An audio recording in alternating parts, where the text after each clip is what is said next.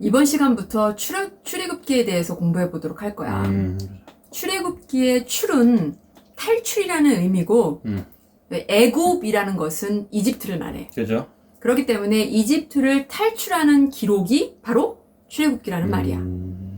출애굽기는 크게 두 부분으로 나누어서 살펴볼 수 있어. 첫 번째, 출애굽기 1장부터 11장까지는 애굽에서 있었던 일에 대한 역사야. 그리고 두 번째 13장부터 40장까지는 시내산에서 있었던 일에 대한 역사적인 기록이야. 출애굽기 1장을 살펴보면 누가 등장하지? 모세. 바로 모세야. 그죠. 창세기, 지난 시간에 창세기 끝을 봤잖아. 그죠? 창세기 끝은 무엇으로 끝나냐 하면 바로 요셉의 이야기로 끝을 그죠. 맺었어. 그죠.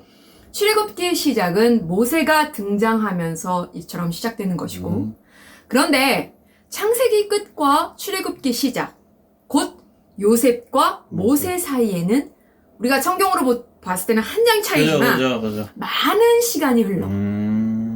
이번 시간에는 창세기 끝의 상황과 출애굽기 시작의 상황을 살펴볼 것인데, 그 중에서 요셉 당시 어떤 민족이 애굽을 통치했으며 모세 당시에는 어떤 민족이 애굽을 통치했는지에 대해 살펴볼 것이고, 창세기 끝과 출애굽기 시작하는 동안 하나님께서 하신 일들에 대해서 살펴볼 거야.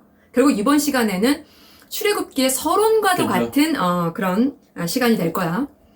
창세기 끝 부분은 요셉이 애굽으로 들어와 살게 되는 이에 대한 역사적인 기록이야. 그렇지?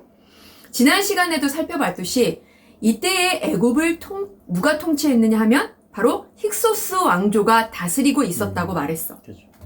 힉소스는 외국인 통치자라는 뜻의 애굽어로 이들은 요셉과 같은 셈족이라고 말했었지. 그죠. 그렇기 때문에 나중에 바로가 요셉을 총리로 세운 후에 창세기 47장 5절에서 6절을 보면은 바로가 요셉에게 말하여 이르되 내 아버지와 형들이 네게 왔은즉 애굽 땅이 네 앞에 있으니 땅의 좋은 곳에 내 아버지와 내 형들이 거주하게 하되 그들이 고센 땅에 거주하고 그들 중에 능력 있는 자가 있거든 그들로 내 가축을 관리하게 하라 라는 말씀처럼 요셉의 가족을 거부감 없이 바로가 받아들일 수 있었을 것이고, 그죠. 또한 그들을 함부로 대하지도 않았던 거야. 하지만 힉소스 왕조는 애석하게도 오래 통치하지 못하게 돼, 애굽을.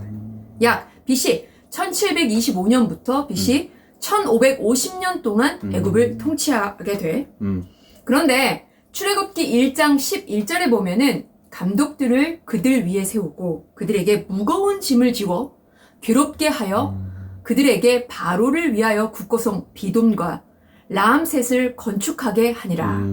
출애굽기 1장 16절에 보면은 이르되 너희는 히브리 여인을 위하여 해산을 도울 때에 그 자리를 살펴서 아들이거든 그를 죽이고 딸이거든 살려두라. 이 말씀을 보면은 뭔가 모세 때 분위기가 뭔가 요셉 때와는 굉장히 다른 느낌이 들어. 그죠. 뭔가 히브리 사람들에게 힘든 노역을 시키지를 않나? 맞아요. 그리고 남자 아이가 태어나면 죽이고 그죠. 등등의 이런 사건들을 보면은 요셉 때는 안 그랬잖아? 그죠. 그런데 모세 때 와서 뭔가 히브리인들을 굉장히 박해하고 학대하는 것 같은 느낌이 이렇게 들잖아. 그죠. 근데 이런 상황에 대한 말씀을 시작하기 전에 8절에 보면은 요셉을 알지 못하는 새 왕이 일어나 애굽을 다스리더니 라고 말하고 있어. 그죠. 이 말은 무슨 말이냐면은 모세 때는 요셉과는 다른 족속이 애굽을 다스렸다는 말이야. 바로 애굽의 미즈라임 족속 가운데 더베에서 일어난 아모스라는 사람이 셈족인 힉소스 왕조를 몰아냈어. 그리고 애굽은 원래의 애굽 사람인 한 계열의 미즈라임 족속에게로 돌아가서 단일 민족 국가를 세우게 돼. 신기하다. 요셉 때가 제15, 16 왕조라고 지난번 시간에 말했을 거야. 그죠. 그리고 제18, 19, 20대 왕조 시기가 언제냐면은 BC 1550년부터 1085년 이때를 신왕국 시대라고 하는데 모세는 제18대 왕조 때에 태어나게 돼. 창세기 46장 27절에 보면은 애굽에서 요셉이 낳은 아들은 2명이니 야곱의 집사람으로 애굽에 이른 자가 모두 70명이었더라 라고 창세기 끝에서 요셉을 통해 애굽으로 이주해온 히브리인들은 야곱의 가족들 70명뿐이라고 말하고 있어. 그죠. 그런데 물론 이들에게는 사실 많은 사람들이 함께 했을 거야. 그걸 알 수 있는 게 뭐냐면은 아브라함이 많은 사람들을 거느렸었다고 옛날에 이제 그죠? 지난 시간에 공부했었지. 정말. 아브라함보다 사실 이삭 때 더 많았을 거야. 이 사람들이. 무슨 말이냐면 이삭이 더 많은 사람들을 거느렸을 것이고 아마도 야곱 때는 그보다 더 많은 사람들을 거느리고 살았을 거야. 그럼 이 사람들이 함께 왔을까 안 왔을까? 당연히 함께 왔을 거야. 이 사람들도 함께 애굽으로 들어왔다라는 말이야.